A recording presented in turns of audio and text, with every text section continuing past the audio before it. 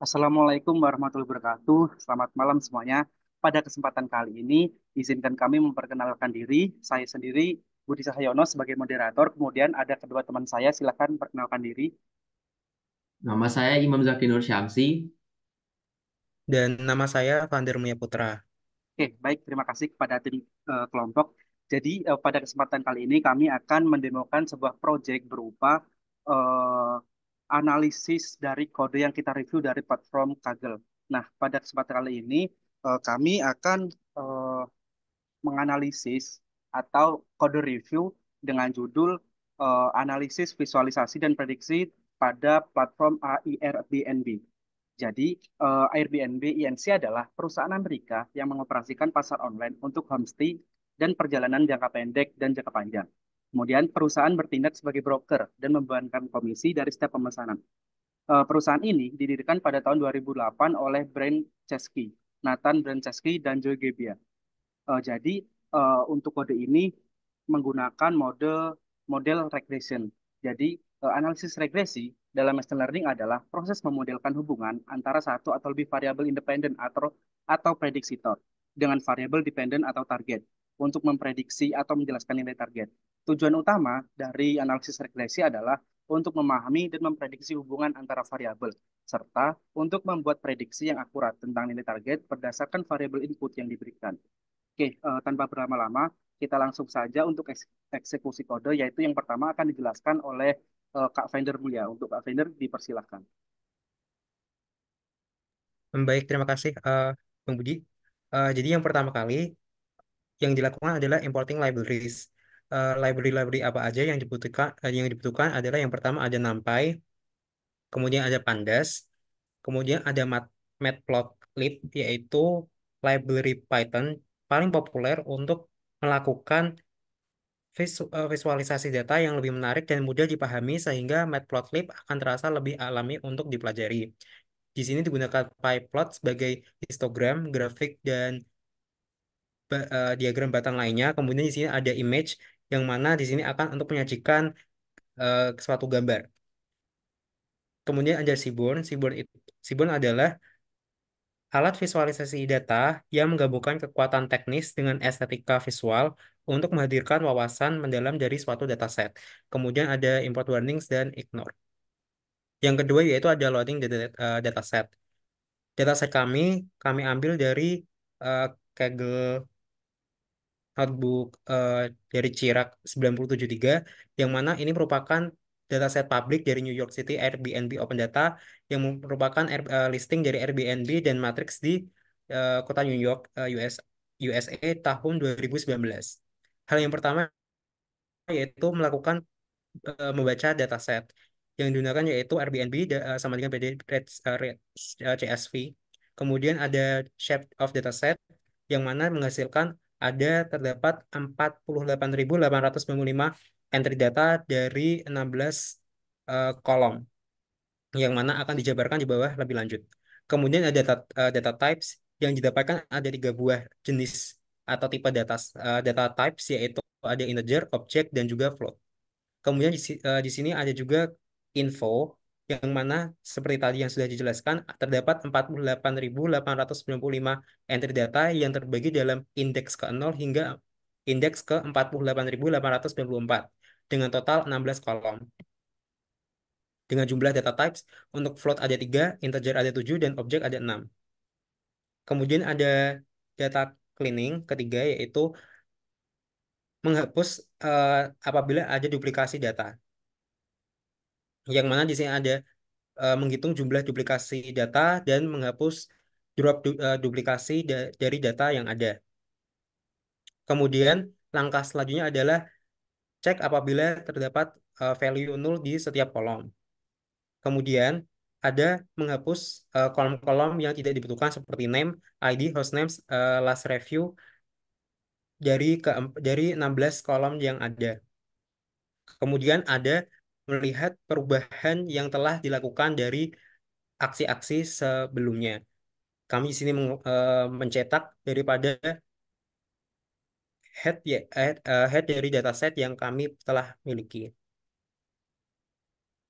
Kemudian Untuk selanjutnya akan dijelaskan oleh rekan saya, Bang Imam.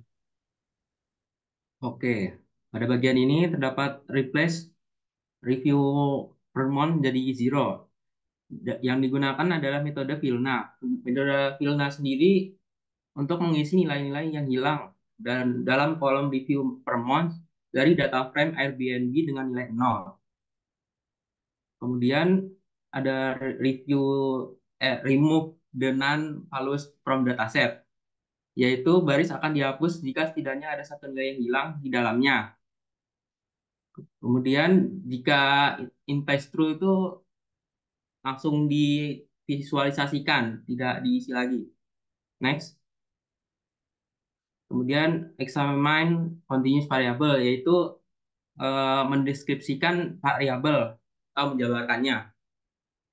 Next, print out.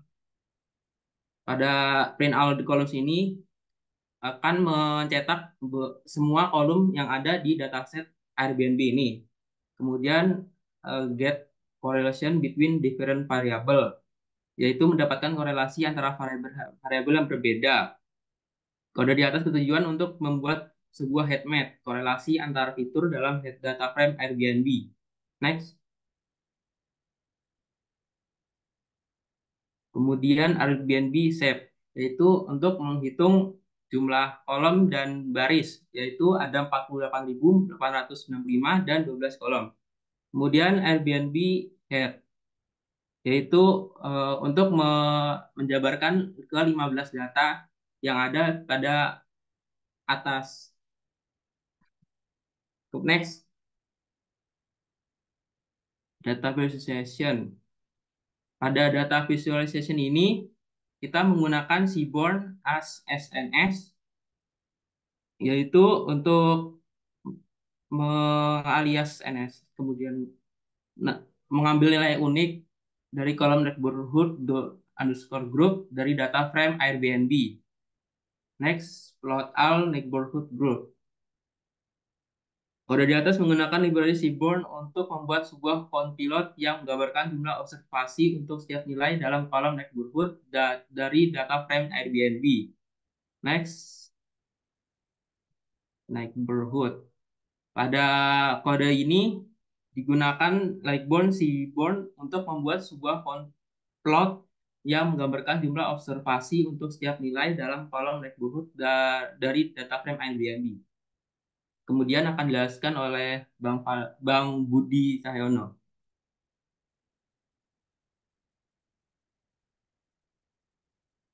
Oke, baik, terima kasih. Jadi selanjutnya di sini ada plot all room types atau tipe kamar. Jadi kode itu atau kode ini membuat plot jumlah kamar atau jenis kamar atau room type yang ada dalam dataset Airbnb menggunakan Gboard. Jadi warna plot diatur menggunakan skema. Nah, di situ skemanya itu ada dalam tanda petik plasma. Kemudian ukuran gambar plot menjadi 10 kali 10. Kemudian judul plot di situ ada dalam kode plt.title. Di situ dalam kurung adalah restoran delivering online or not. Oke, next. Oke, selanjutnya ada relation between neighbor group on availability of room atau hubungan antar kelompok tetangga dan ketersediaan kamar. Jadi kode itu digunakan sebagai mengatur skema plasma seperti yang disebutkan tadi. Kemudian next slide. Nah, di situ ada map of neighborhood group atau peta kelompok lingkungan.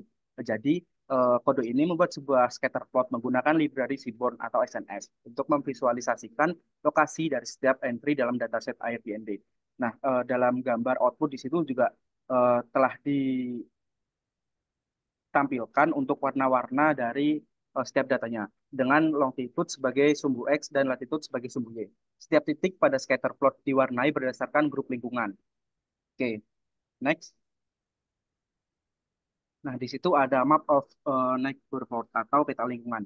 Jadi, kode ini membuat scatter plot menggunakan library yang seperti awal, yaitu library Seaborn atau SNS untuk memvisualisasikan lokasi dari setiap entry data dalam Airbnb. Oke, next. Kemudian ada peta sebaran room type. Nah, kode ini membuat scatterplot menggunakan library Seaborn lagi untuk memvisualisasikan lokasi dari setiap entry dalam dataset Airbnb. Kemudian lanjut pada word cloud. Nah, dalam word cloud, di sini kode ini mengimpor modul dari word cloud, dari pustaka word cloud. Jadi, modul ini digunakan untuk membuat visualisasi awan kata. Oke, next. Nah, ini adalah gambar dari word cloud atau awan kata. Nah, kemudian ada regresi analisis. Seperti yang disebutkan di awal, regresi analisis itu dalam machine learning digunakan untuk memodelkan hubungan antara satu atau lebih variabel independen dan dependen. Kemudian tujuan utama dari analisis regresi adalah untuk memahami dan memprediksi hubungan antar variabel. Di situ dapat dilihat untuk nilai-nilainya ada di bagian output. Kemudian sampai link paling bawah,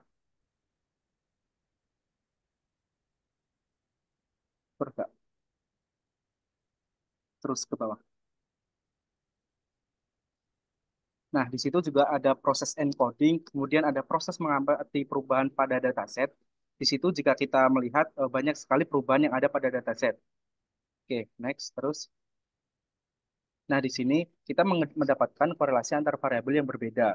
Kemudian importing libraries for regression analysis. Nah, pada tahap ini kita mengimport library yang dibutuhkan untuk regresi analisis seperti skill rank, kemudian ada matrix juga.